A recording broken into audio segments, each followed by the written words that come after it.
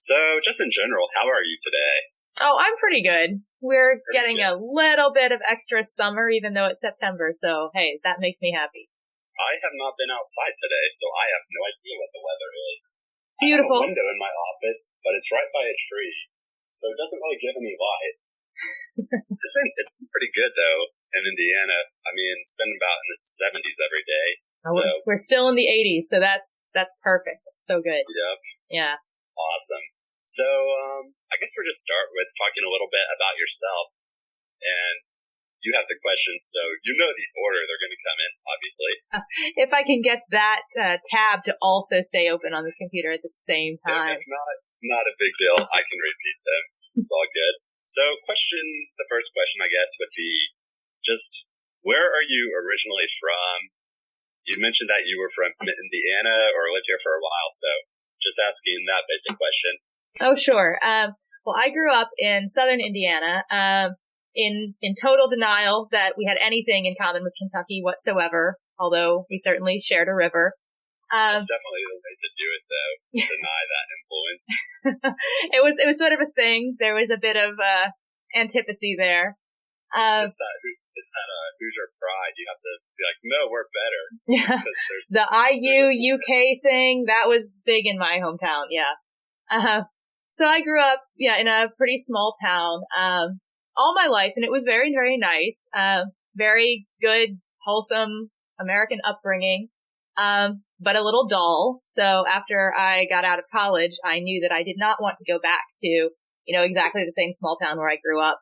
And I happened to have a lot of college friends who were from New York City who swore to me that it was the best place in the entire world. So I was looking for somewhere to go. All the better to go somewhere that I knew people. So I just ended up in New York after school, and I've been there ever since. And that was a really, really good decision. So you thought that it was the best place to go then, overall? Well, like I said, I already had friends here, so it made it a good place to go. I was looking for somewhere more exciting than my little small hometown. And at the time, I actually thought I was going to take classes at FIT, which is something I tried and pretty soon rejected. But it was part of the impetus to get to New York. Awesome. So how long have you been involved with wrestling? Let's see. That started for me in 2006. And it was kind of funny because as a kid growing up, I was not that sporty. I was mostly the little nerdy bookworm girl. I did run cross country in high school, but that was really the extent of my athletic participation. And only after I moved to New York, I got invited to a party where people had put wrestling mats down in one corner, and I thought, that just looks like fun. Let me jump in and give that a try. And I happened to, meet people that were doing this recreationally, socially. I said, when's your next meetup? I want to be there. And by totally random and really fortunate chance, I met up with a group of wrestling people, got involved, and pretty much never looked back from there. That sounds pretty amazing. I don't think you're going to find like a random party in Indiana where they just have wrestling mats set up. I don't think so anyways. I'm a little surprised because, there was wrestling in Indiana. It was certainly in our schools and everything, but I don't know if it was a party activity. I guess you might be right there. Of all the party activities, I don't think that's one of them I've seen, but unfortunately, I guess I just don't go to cool enough parties, but there's still time, I guess. I guess I should clarify, it was actually a BDSM and fetish party. So this was one of the, rough play activities that was at this particular fetish party. And, I came in at that time actually thinking, I've never been invited to a party like this before. I better really jump on this opportunity because, like you were saying, when will I ever get invited to something this cool again? And little did I know, I would actually be getting pretty deeply involved from there. Yeah, that was awesome. I had to jump on that chance to be really cool at that time. Yeah. It was the cool thing at the time. Yeah. Are you a fan of other wrestling, not mixed wrestling, like WWE or any of that? It's kind of funny. I didn't ever really follow WWE, but kind of jumping ahead in the story, some of the video requests that I get through Doom Maidens are for pro style type of videos. So I'm very YouTube taught on pro wrestling, since I don't have that always used to watch or still watch or follow WWE. I did for a while follow UFC for a couple of years pretty closely, right around the time when I was first getting into wrestling myself. Like in that 2006, 7, 8 period, I was really keeping up with UFC, and I just no longer do, since it got bigger and bigger and bigger, and there are more people, and there are more fights, and there are fights multiple times a week instead of like every other month. So I've fallen out of really religious following, even with mixed martial arts, although I haven't been able to miss, of course, Ronda Rousey being the thing right now. It's just like what she is doing is just unbelievable.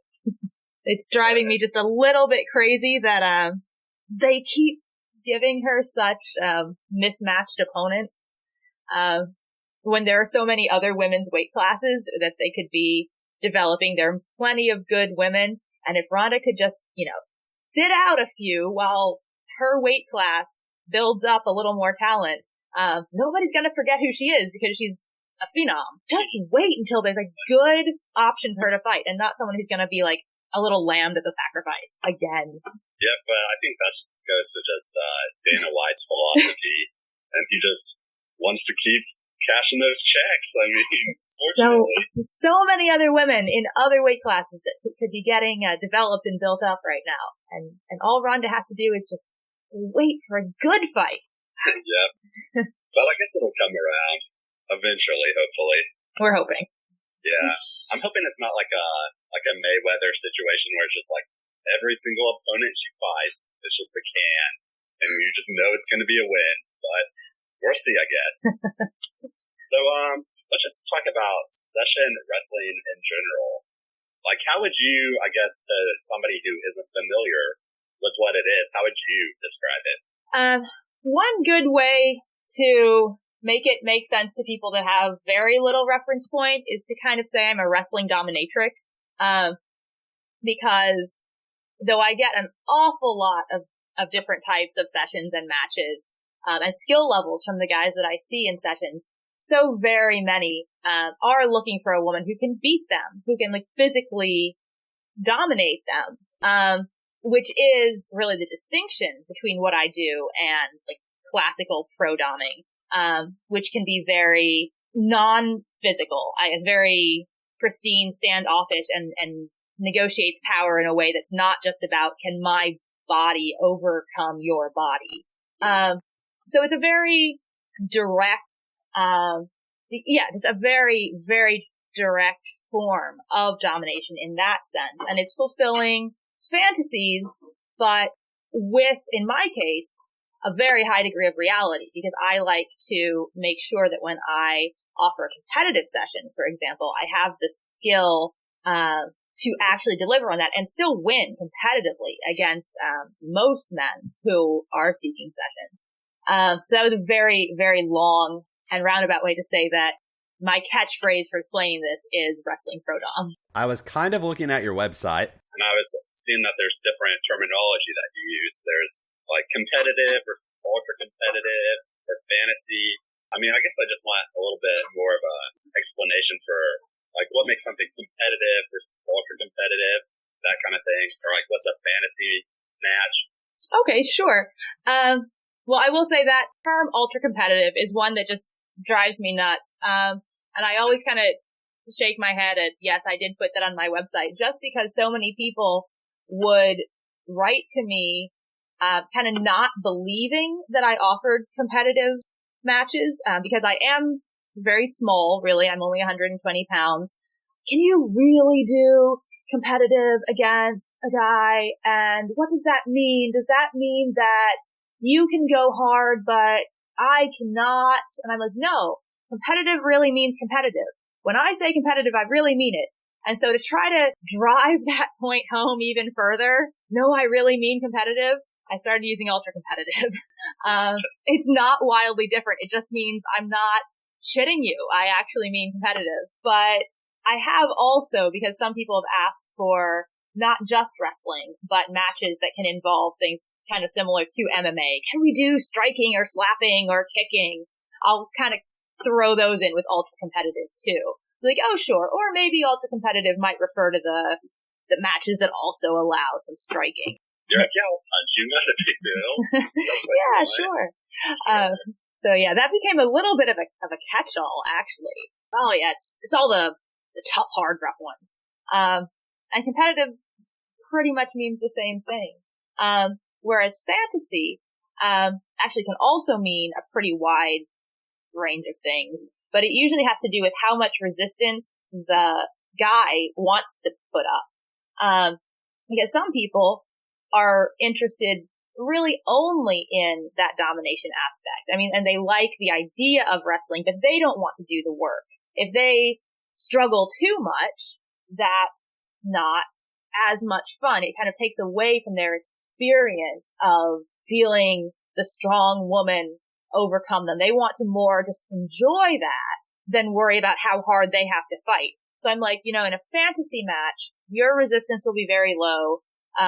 And I, depending on really what we decide will be the most fun for like what this person is looking for, might be going very hard on you, or might be making a more gentle, just like the idea of wrestling sort of experience. And what I really pride myself on is being able to do all of those levels, very hard to very competitive to something that you're not looking to go home with bruises, if you're looking to just enjoy it, if you're looking for like an experience of the idea of wrestling, I don't have to go hard either. I can also keep it light and more fun and gentle. Okay, so basically it's just whatever the client wants and how much experience they have, you can adjust to that, basically.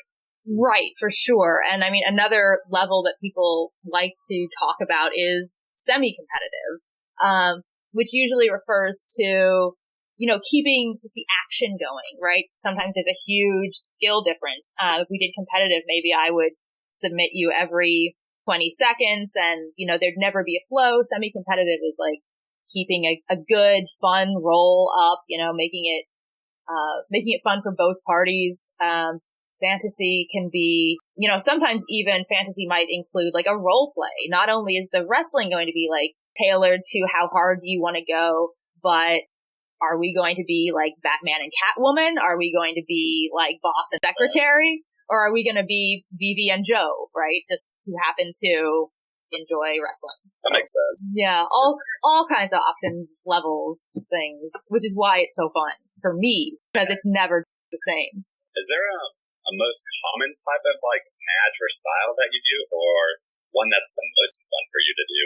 Oh, geez. I can never really pick just one thing, because it does have so much to do, not just with the type of match, but with the other person in that match. The most fun for me is another person who is totally comfortable with what they like and with letting you know that they really like it. Somebody who just gets into it, doesn't bring any hang-ups, because some people are very conflicted about enjoying mixed wrestling. And that you want to, walk them through it, be like, it's okay. But the most fun is when you don't have to do that, when you can get right into any kind of match, really wholeheartedly, and see that, yes, this is fun for both of us.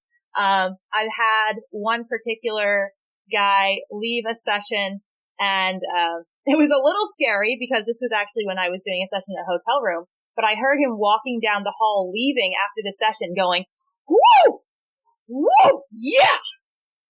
And I'm like, thank God, no one from the hotel asked about that, but that was fun. I'm like, yes, that's somebody who is into what he likes, knows what he likes, and made it so much fun for me because he gave his all to that session too. Yeah, that sounds like ideal, and that would be awesome. Like, if you're getting that kind of reaction, how can you not be having fun? That's so neat. Just Yeah, I had another particular person who we were actively wrestling for like an hour straight through, but the entire time he was going, oh my God, oh my God, oh my God, wow, wow. So fun. So fun. Amazing. So, I guess let's talk about just, well, I was going to say to do maidens already, but actually I have one more question first. It's about general session wrestling.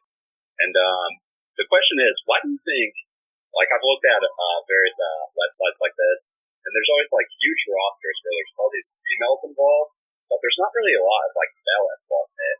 I was just wondering if you have any thoughts into that, why it's not so more prevalent. Do you mean why men are not offering sessions? Yeah, basically. Well, I think because there's not as wide a demand for it. For a few reasons. I know that there actually are some men that do offer sessions, and a couple friends of mine do. But for a variety of reasons, because women don't buy sessions to the degree that men do. So there's not really a high demand for like heterosexual sessions where the man is providing the service. And then on the other side of that, I've heard that for like male meetups, quite a lot of that is simply done for free. It's just like a meetup hookup site type of thing. It's not as often something that is monetized. But I have heard of a few professional male wrestlers. And I've heard even of a couple that will travel and will tour like the lady wrestlers do. But I think that really with a much smaller set of men offering the services, it's already meeting the demand pretty fully. Whereas with the women, I think there can be a lot of women offering this. And there's still demand for it. Why there can be so many. Okay, that makes sense. I mean, so let's go and talk about Doom Maidens, which is, I guess, your baby, your website. I mean, yes. Well, Doom Maidens is my company that I run with my webmaster. It didn't start out in quite that way. It started out back when I was very first getting into wrestling at all. There was an event in New York City that was amateur female Jello wrestling, which was a ridiculously fun like monthly thing where people brought this kiddie pool to bars, filled it up with Jello, and volunteer ladies could make up their own wacky costume and character, come in and do this like really cheesy but fun like pro style wrestling in Jello. And I met a couple ladies there that thought that was fun, but wanted to get more serious about wrestling in a way where we actually learned some techniques, could do it competitively, because the Jello wrestling was just all about the show. It wasn't about competitive at all. So we started to meet up and then think to practice. What else could we do with this?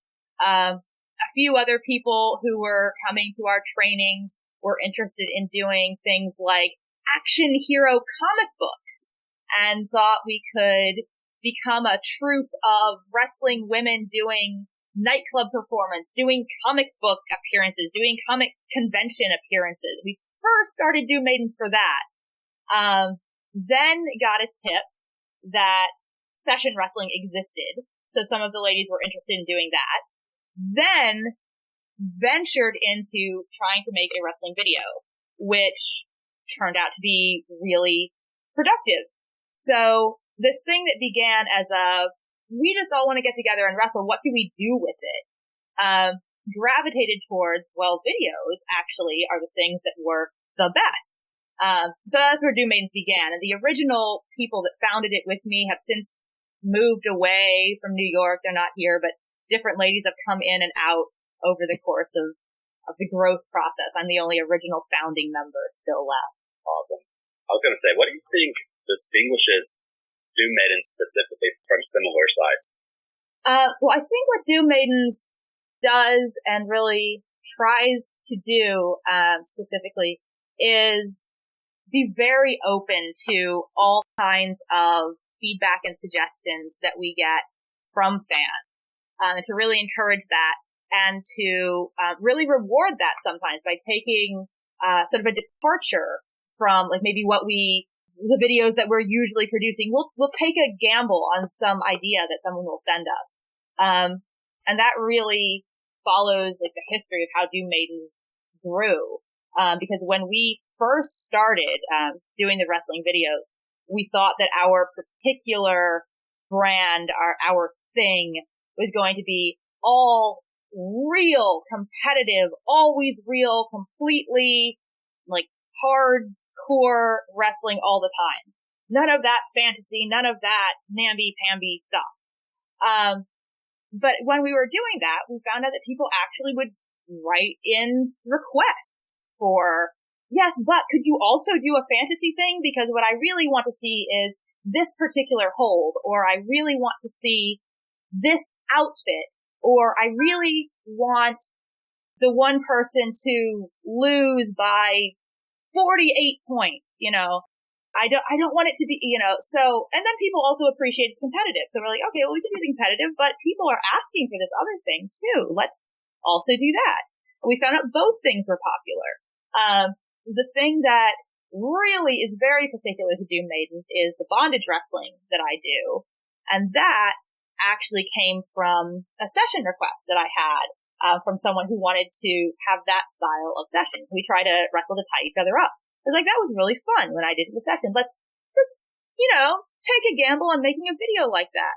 And it was so remarkably popular, more than I even expected. So I think what really distinguishes us is that since we originally thought we were going to be all competitive all the time, we've thrown out that idea that we are going to be any one thing. We don't have the video that we have to make. We want to hear what people are looking for. And some really awesome like additions to our style of videos we produce have come from fan suggestions. I really enjoyed that aspect to it, that you're just like, we're not a thing. We're like always going to evolve. And that's, I think, a good mindset to have in general. Right. And I think that is what really is very helpful in distinguishing what we do from other companies, because there's an awful lot of all the same out there. And so we're willing to say, let's do something different, because this other thing is being produced by other people and it's being produced well. That's great. And if we dabble in that, fine, but we need to go over here where this is not being done and maybe people are looking for it. So I think that's a way to keep it fun and interesting for us and to let an awful lot of different people also play in the wrestling pool without all stepping on each other's toes all the time. That kind of alludes to something I was going to ask a little bit later, but I'll just go ahead and ask it now. I was going to say, do you find that there's a lot of competition between the various sites who are offering similar things like this?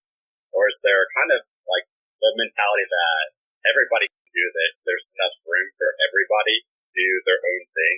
I think really, and fortunately, wonderfully, it is more of the latter, where there is room for people to all do their own thing. And in some cases to do a little bit of overlap.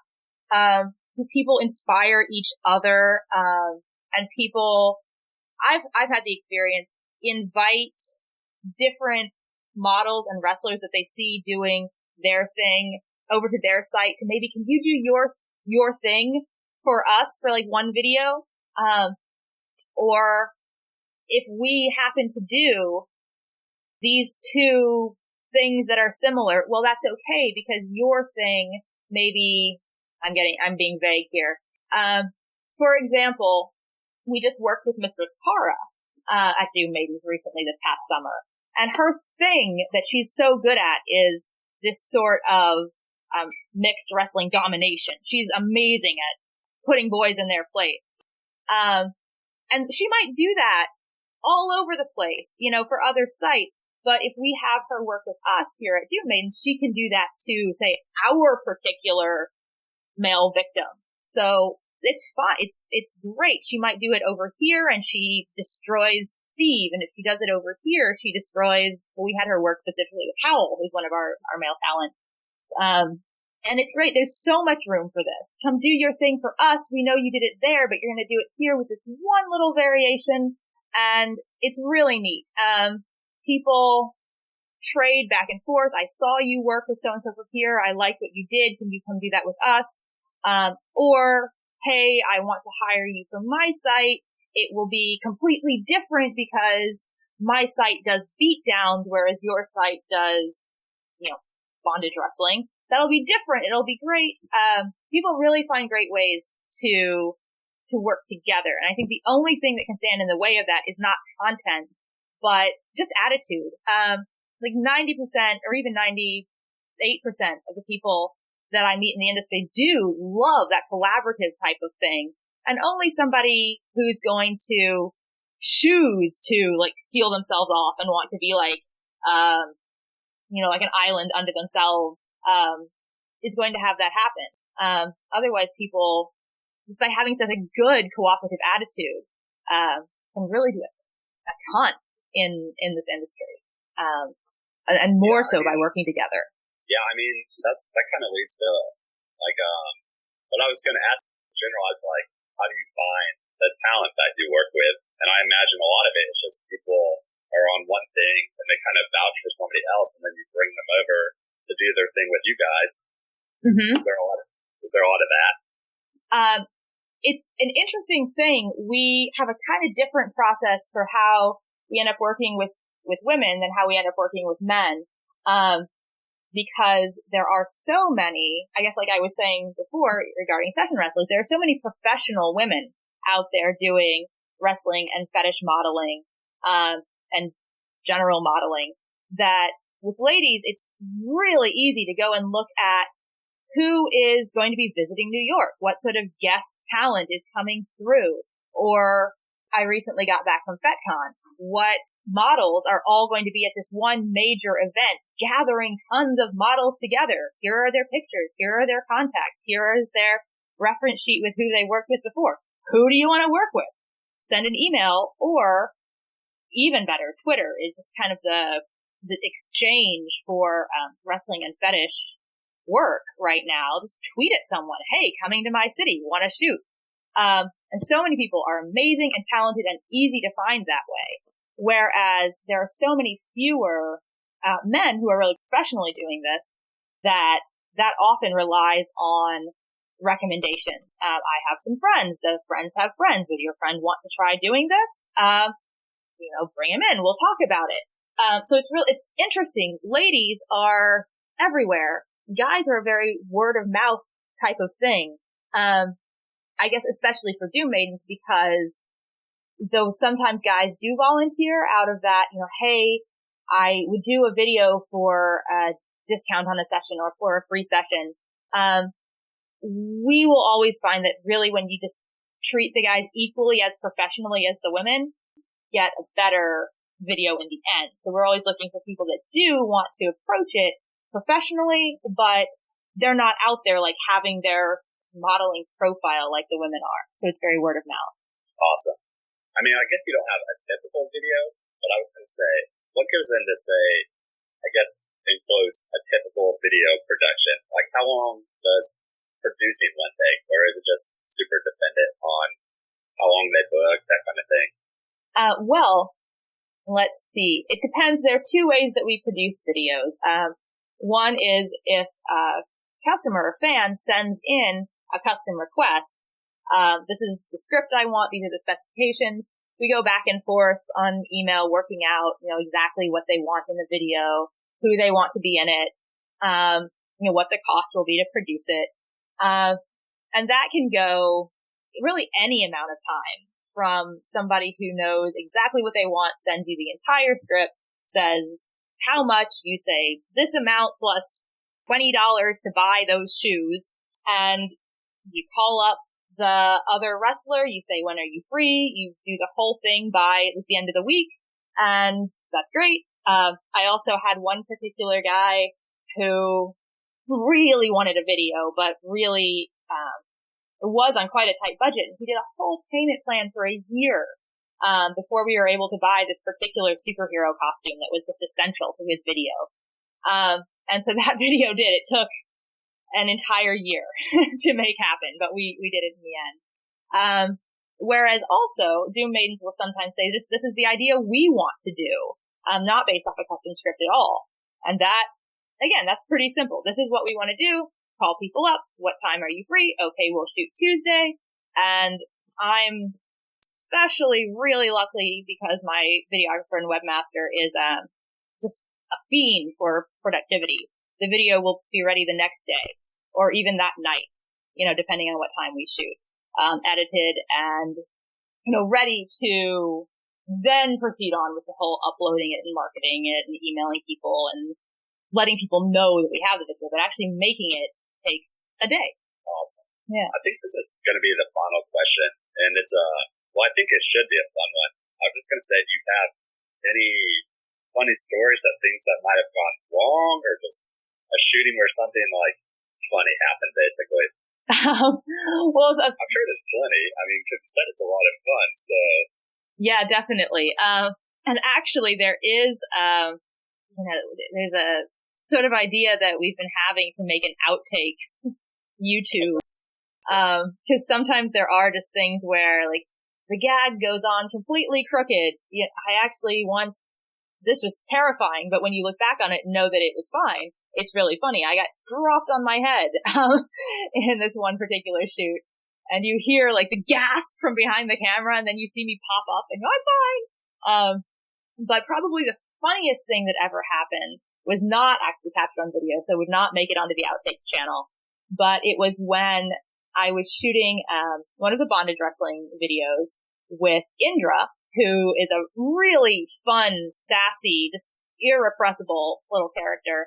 At this particular studio that was a shared use studio. So we'd rented a room, and unfortunately the shoot was running right up to the wire of our room booking. And the next group was knocking on the door trying to come in. And the next group happened to be a judo club that had rented the same wrestling room. So there's this very proper, very traditional martial arts judo club knocking on the door, and we're doing this wrestling in bikinis with ropes flying everywhere, and they're trying to get in. And I admit I would never have been able to do this myself, but Indra is just, a force to be reckoned with. Marches right up to the judo club and says, come in, we're doing bondage wrestling. It's lovely. You should try it. Come on in. Do you want to try? And I guess I didn't say that Indra has this posh British accent that I murder when I try to do it. But yeah, if you can imagine this little tiny powerhouse, but glamorous little thing, but still covered in like rope marks, marching up to the judo guys and going, do you want to try? It's loads of fun. That was probably our funniest moment. That's awesome. I bet they did not know how to react at all. I think it bought us another 10 minutes to finish the shoot because they backed off a little. You gotta do what you gotta do. Yeah, he pulled that one out. I think that's all the questions that I have. Is there anything that, where can people find you online?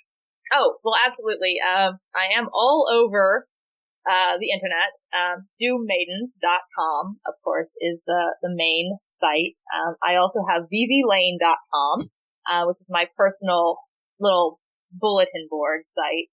And I'm probably most active, actually participating anywhere, on Twitter. So, VeveLane on Twitter. All right. Well, thanks for joining us and being our first guest. All right. Well, thank you for having me very much.